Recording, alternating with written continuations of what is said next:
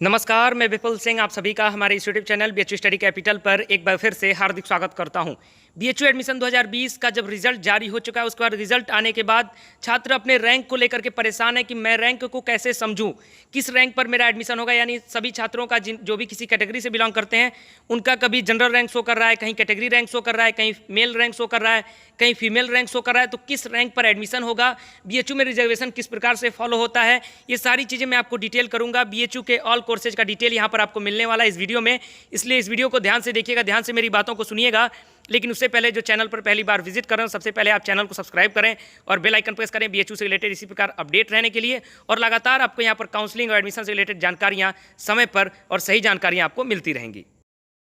तो दोस्तों आइए डिटेल में समझते हैं कि किस रैंक पर आपका एडमिशन होता है। जनरल रैंक पर, कैटेगरी रैंक पर, कब कैटेगरी रैंक पर होगा, कब जनरल रैंक पर होगा, कब फीमेल रैंक पर होगा, ये सारी चीज़ें मैं आपको डिटेल में समझाता हूं। जैसा कि आपके स्क्रीन पर एक स्क्रीनशॉट शो कर रहा है, मैंने एक रिजल्ट का स्क्रीनशॉट लगा दिया है। इसी को एग्जाम्पल मानकर मैं आपको समझाऊंगा और यही प्रोसेस सारे कोर्स के लिए फॉलो होगा। इसलिए इस एग्जाम्पल के माध्यम से आप समझ लीजिए और बाकी सारे कोर्स का आप अपने रिजल्ट को अपने अच्छे से समझ सकते हैं।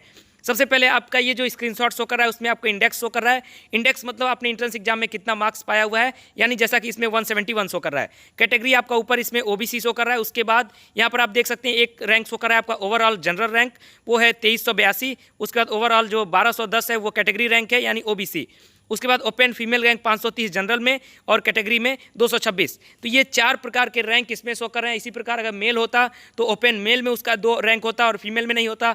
कोई और कैटेगरी होती तो उस कैटेगरी में शो करता, पीएच होता, स्पोर्ट्स कोटा होता, एम्प्लॉय कोटा होता, ये सारा जो भी कोटा है।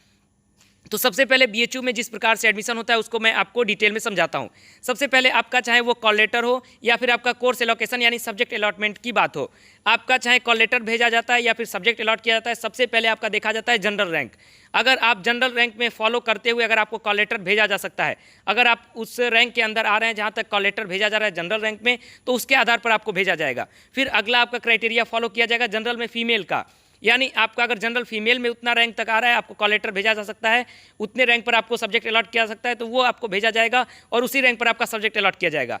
अगर आप उतने तक नहीं आते हैं, उसके बाद आप अपने ओबीसी कैटेगरी में आपको लाया जाएगा। यानी आपका अगर ओबीसी आपने भरा है, अगर आप ओबीसी हैं या फिर इसी प्रकार ईडब्ल्यूएस है, एससी है, एसटी है, जो भी कोटा है आपका, इसमें एग्जाम्पल के तौर पर ओबीसी है, इसलिए मैं ओबीसी को डिफाइन कर रहा हूँ। उसके बाद जनरल का ओपन रैंक देख लिया गया, उसके बाद ओपन फीमेल रैंक, उसके बाद जनरल में आपका ओवरऑल कैटेगरी में आपका ओवरऑल रैंक देखा जाएगा, यानी ओबीसी में उसके बाद आपको ओबीसी वाले पाया जाएगा। यानी जनरल पर अगर आपका कॉल लेटर नहीं भेजा जा सकता, अगर आपका रैंक अधिक है, बहुत सूटेबल नहीं है, अगर ओपन फीमेल में जनरल में आपका नहीं है, उसके बाद आपके कैटेगरी रैंक को देखा जाएगा। ओबीसी के कैटेगरी रैंक को ओपन वाला यानी सभी के लिए जो ओवरऑल है उसको देखा जाएगा। अगर उसके भी क्राइटेरिया में आप नहीं बैठते हैं तो उसके बाद आपको फीमेल कैटेगरी रैंक में यानी ओबीसी का जो फीमेल रैंक है उसके थ्रू भेजा जाएगा। यानी इसी प्रकार आपका फॉलो होगा। सबसे पहले आपको जनरल में चेक किया जाएगा, फिर जनरल फीमेल में, फिर कैटेगरी में जाएंगे, आपके कैटेगरी में ओपन में, फिर आपका ओपन में जो फीमेल में कैटेगरी है उस पर चेक किया जाएगा। इस आधार पर आपका फॉलो किया जाता है, चाहे आपको कॉल लेटर भेजा जाए या फिर सब्जेक्ट अलॉट किया जाए।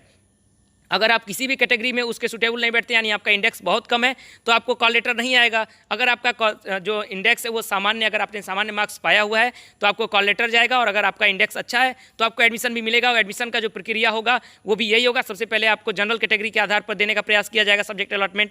ऐसा नहीं है कि आपका ओबीसी क्राइटेरिया उसे हटा दिया गया, लेकिन जो सब्जेक्ट अलॉटमेंट का प्रक्रिया होता है वो यही है कि सबसे पहले जनरल में ट्राई किया जाएगा, फिर जनरल फीमेल में, फिर ओबीसी ओवरऑल में, फिर ओबीसी के फीमेल में। इसी प्रकार अगर एसटी है, एससी है, ईडब्ल्यूएस है, जो भी आपका कोटा है, जो भी आपका कैटेगरी, इसी प्रकार से फॉलो होता है। तो ये कन्फ्यूजन जो आप सभी के मन में थी कि किस रैंक पर एडमिशन होगा, तो ये आपको फिलहाल क्लियर हो गया होगा। बीएचयू से रिलेटेड कोई और भी क्वेरी हो कमेंट बॉक्स में लिखिएगा। इस वीडियो को लाइक कीजिएगा, अपने दोस्तों के साथ ज़्यादा से ज़्यादा शेयर कीजिएगा। फिलहाल इस वीडियो में इतना ही। बहुत सारी शुभकामनाओं के साथ, काउंसलिंग और एडमिशन की शुभकामनाओं के साथ बहुत बहुत धन्यवाद।